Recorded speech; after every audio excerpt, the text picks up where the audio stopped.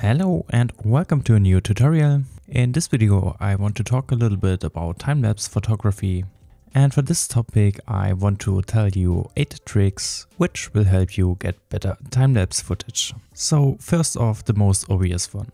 Use manual settings.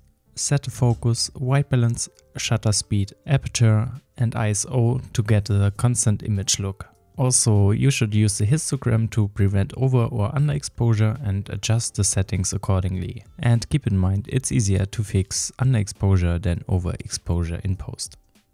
Once you get used to the basic setup of a time-lapse shot, you can try your hands on day-to-night time-lapses. A good start for that is to switch from manual mode to Aperture Priority mode, which sets a fixed number for the aperture, while changing the shutter speed according to the light conditions. This way you get smooth transitions as the light changes in brightness. It will cause a bit of flickering, which can be fixed later in post with software like LR Time-Lapse, After Effects or Premiere Pro.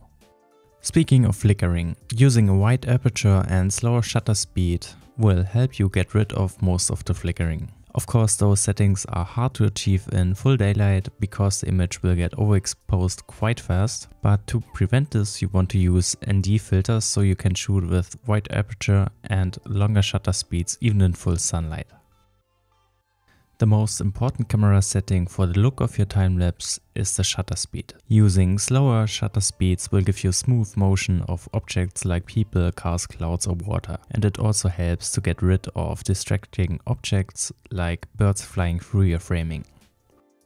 Another setting which has a big impact on the look of your sequence is the interval. If you're recording footage of the landscape and take a picture every 10 seconds, the clouds will move really fast.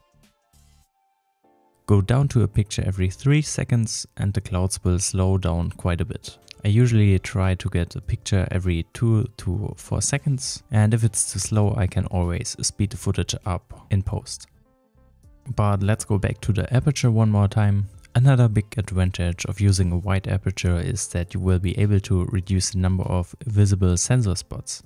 The lower you go with the aperture, the more sensor spots will be visible, especially if you never have cleaned your camera sensor. This can be fixed in post, but it's a super annoying thing to do. So I would suggest to just keep your sensor clean and use a wide aperture. Also, one last tip, if you're using a motion system like a slider or a panning tilting device, don't overdo the movement. You don't have to include a fancy slider effect in every single sequence of your time-lapse movie. Use it wisely and only if the scene is fitting for such an effect. So I hope those tips were helpful for you, and that's already it for the video. So if you like to see more content like this, then please feel free to subscribe to my channel, and thank you very much for watching this video.